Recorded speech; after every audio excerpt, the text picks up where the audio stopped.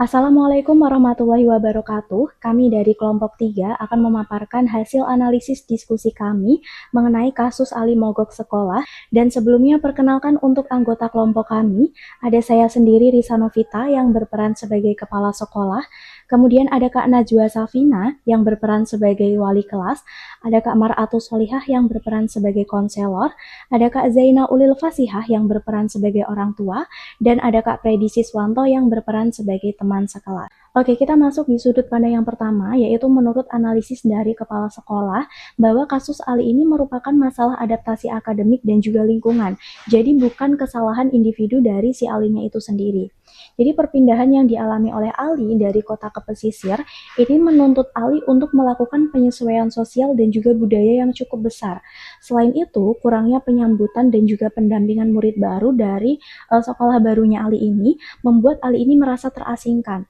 Sehingga secara manajerial, Ali ini melakukan mogok sekolah karena sistem sekolah yang belum optimal, kemudian belum ramah anak, dan juga belum sepenuhnya berpusat kepada murid.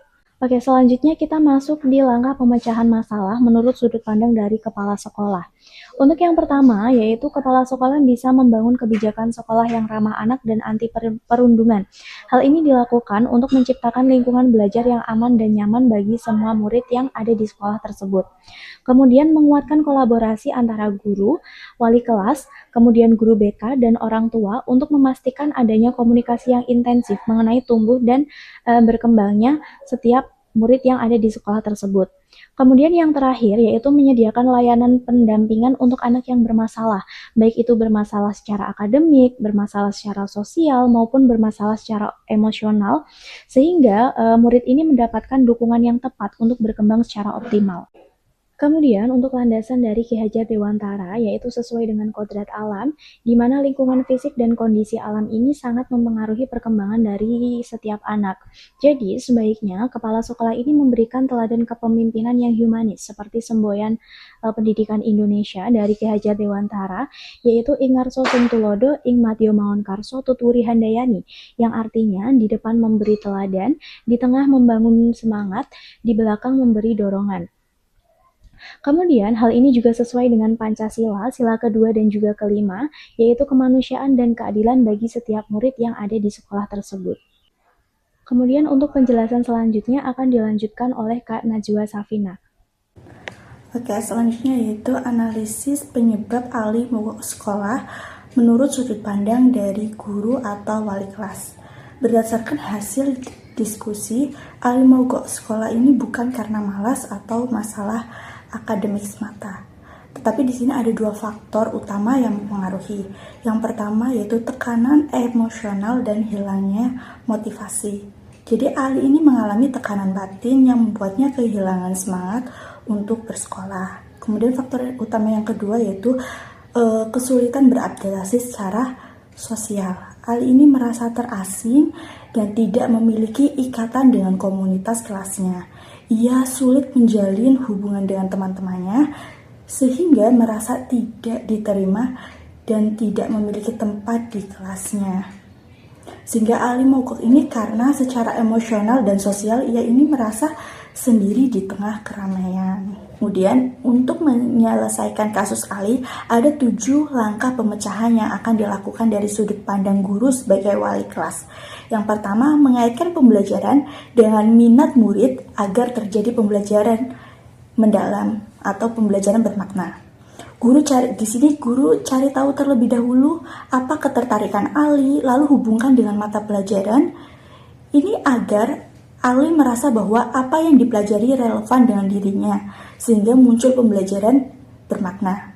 Kemudian yang kedua, mendorong pembelajaran diferensiatif dan asesmen diagnostik akademik maupun non-akademik. Sebelum bertindak, guru petakan dulu kondisi Ali secara utuh, baik kemampuan akademiknya maupun kondisi emosional dan sosialnya. Yang ketiga, memantau kehadiran dan perubahan perilaku. Guru dapat mencatat secara rutin jika ada indikasi awal seperti mulai jarang masuk sekolah atau perubahan sikap. Guru segera tangani. Ini sebagai bentuk pencegahan dini. Kemudian yang keempat, menerapkan pembelajaran berdiferensiasi. Setelah tahu nih profil Ali, guru dapat menyesuaikan cara belajar, bahan ajar, dan bentuk tugasnya.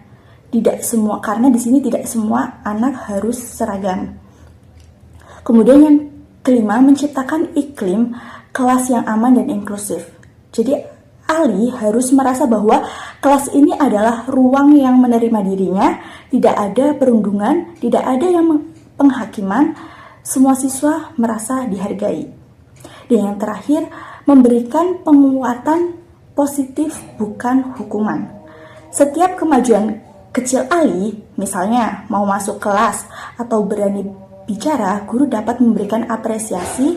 Ini lebih efektif membangun motivasi dibanding dengan hukuman.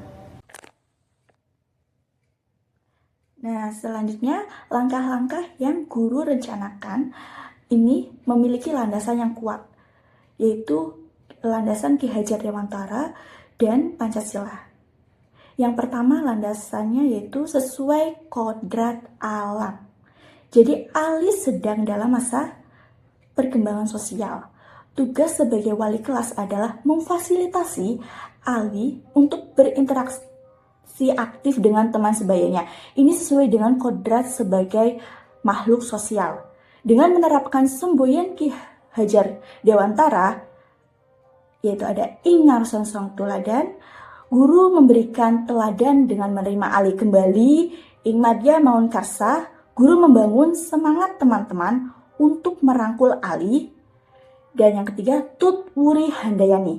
Guru memberikan dorongan dari belakang agar Ali percaya diri. Selanjutnya, landasan yang kedua ada dari Pancasila. Ada sila kedua dan sila ketiga. Kita menghargai keunikan Ali sebagai individu sekaligus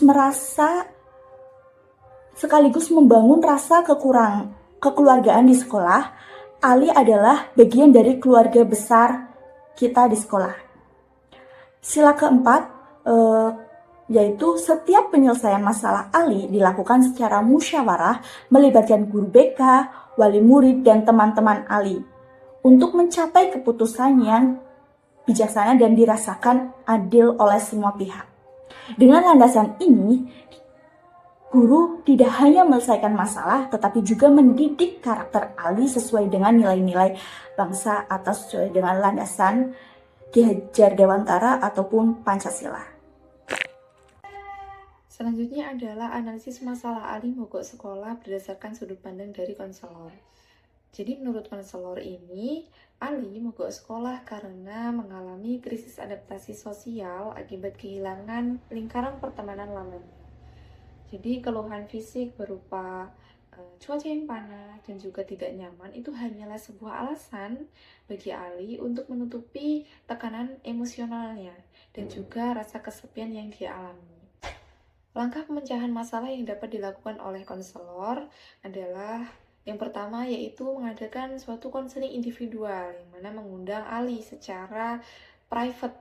Nah, konseling individual ini dilakukan untuk mencari tahu akar permasalahan dari Ali yang mogok sekolah. Nah, langkah ini didasari pada sila kelima Pancasila dan juga pokok pikiran Ki Hajar Dewantara tentang kodrat alam. Kemudian yang kedua, konselor dapat mengadakan pendampingan dan juga pelatihan bagi Ali. Jadi setelah konseling individual dan didapatkan atau diketahui akar permasalahannya, kemudian konselor ini mendampingi Ali untuk mengajari bagaimana cara beradaptasi, bagaimana cara bergabung di kelompok baru, dan juga membangun rasa percaya diri supaya Ali ini tidak merasa asing di lingkungan barunya. Langkah yang kedua ini didasari pada pokok pikiran Ki Hajar Dewantara, yaitu Ing Madya Mangun Karso dan juga sila kelima Pancasila. Kemudian langkah yang ketiga yaitu mengadakan asesmen. Konselor mengadakan asesmen untuk mencari tahu minat dan bakat dari diri Ali. Langkah yang ketiga ini didasari oleh pokok pikiran Ki Hajar Dewantara tentang kodrat alam dan juga sila kelima Pancasila. Kemudian yang ketiga, konselor juga dapat mengadakan rekomendasi intervensi atau merekomendasikan suatu program yang berbasis anti perundungan kepada kepala sekolah supaya mendukung siswa-siswa seperti Ali.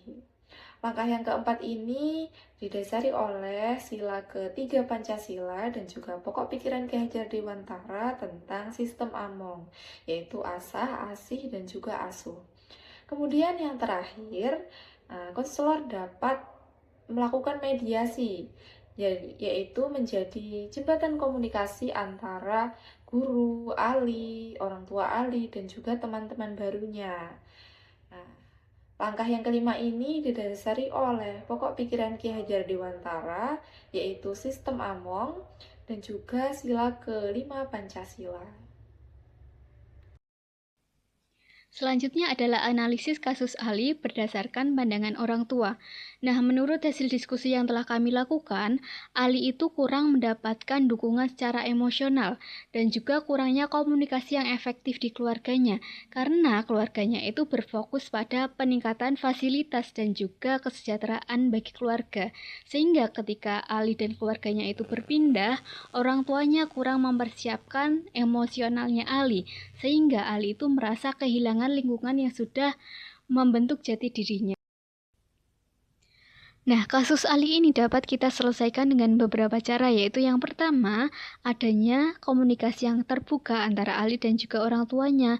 Karena dengan adanya komunikasi yang terbuka, orang tuanya ini dapat mengetahui setiap permasalahan yang dihadapi oleh Ali, sehingga mereka dapat membantu menyelesaikan permasalahannya. Kemudian yang kedua, mendukung Ali tanpa tekanan akademik, karena setiap dukungan dengan adanya tekanan akademik itu malah anak serasa bukan didukung tapi ditekan supaya unggul di bidang akademik. Kemudian yang ketiga, bekerja sama atau komunikasi yang aktif dengan pihak sekolah karena Ali ini sedang di fase adaptasi dengan lingkungan baru sehingga orang tuanya wajib mengetahui perkembangannya si Ali. Kemudian yang keempat, kita sebagai orang tua juga wajib menumbuhkan belajar yang positif di rumah. Kita wajib menekankan bahwa belajar itu tidak hanya di sekolah saja, tapi di rumah juga wajib untuk belajar. Kemudian landasan atau pemikiran Ki Hajar Dewantara yang sesuai dengan kasus ini adalah keluarga itu merupakan pendidikan pertama bagi anak, tetapi perlu menjadi catatan bahwasanya anak itu hidup di zamannya sendiri, bukan zamannya kita atau orang tuanya. Sehingga cara mendidik kita atau cara orang tua mendidik kita dengan cara kita mendidik anak itu tidak boleh disamakan atau tidak harus disamakan karena kita dengan anak kita itu berada di zaman yang berbeda. Kemudian sila Pancasila yang sesuai dengan kasus ini adalah sila kedua, yaitu menghargai setiap perkembangan atau prosesnya si anak atau Ali. Kemudian juga sila kelima, yaitu kita sebagai orang tua harus peduli setiap perkembangannya atau kita sebagai orang tua juga wajib mempersiapkan segala sesuatu yang dibutuhkan oleh anak. Misalnya dari segi emosionalnya, kesiapan batinnya ketika menghadapi lingkungan yang baru. Baik, selanjutnya saya sebagai teman sekelas, ya untuk analisis masalahnya yaitu lingkungan pertemanan berpengaruh besar terhadap kenyamanan Ali di sekolah.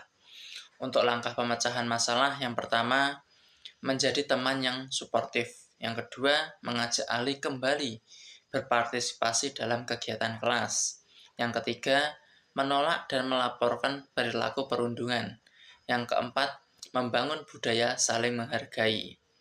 Untuk landasan Ki Hajar Dewantara dan Pancasila dalam penyelesaian masalah ini, yang pertama yaitu Ki Hajar Dewantara menekankan bahwa pendidikan bertujuan agar anak dapat hidup sebagai anggota masyarakat yang baik.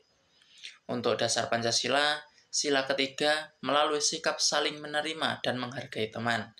Untuk sila yang kedua, dengan menunjukkan empati kepada teman yang mengalami kesulitan. Belajar dari kasus Ali mogok sekolah dapat disimpulkan bahwa setiap peran yang dijalankan oleh kepala sekolah, guru, konselor, orang tua, dan teman sekelas memiliki kontribusi yang signifikan serta saling melengkapi dalam menyelesaikan kasus Ali yang mogok sekolah. Sinergi yang terbangun di antara pihak-pihak tersebut menjadi faktor kunci dalam mengidentifikasi akar permasalahan, memulihkan motivasi belajar Ali, serta mendorong untuk kembali mengikuti proses pembelajaran secara optimal. Demikian presentasi dari kelompok kami, ada kurang lebihnya mohon maaf. Akhiran wassalamualaikum warahmatullahi wabarakatuh.